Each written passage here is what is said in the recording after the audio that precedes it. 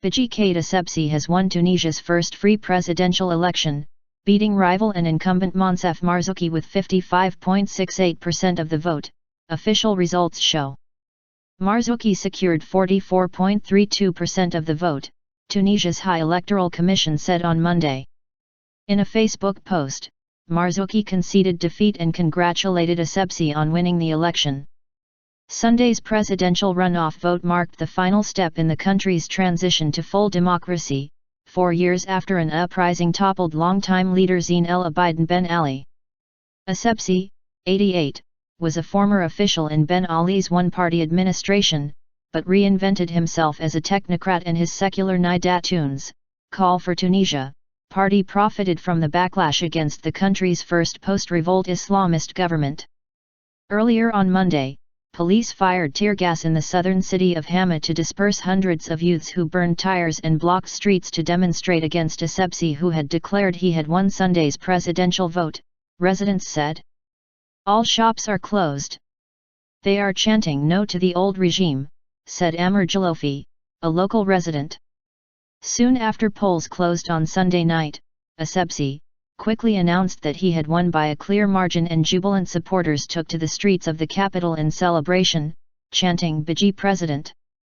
Voting was largely pronounced free and fair with a turnout rate of 60.11%, less than the nearly 70% in the previous round and legislative elections in October.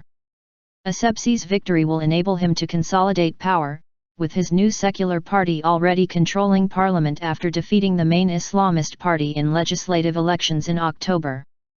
I dedicate my victory to the martyrs of Tunisia. I thank Marzouki, and now we should work together without excluding anyone, Essebsi told local television.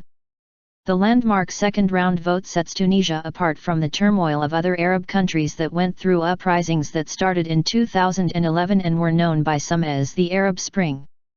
The election was held amid tight security and the closure of main border posts with strife-torn neighbor Libya, and is considered Tunisia's first free presidential election since independence from France in 1956.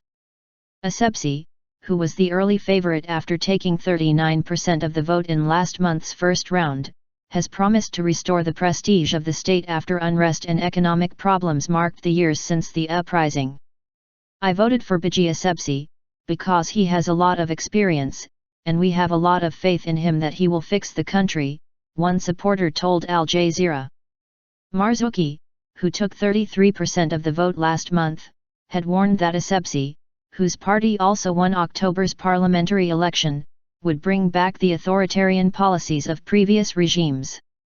Tunisia's moderate Islamists, who still have a great deal of backing in the country, did not officially back either candidate, but were believed to lean towards Marzouki.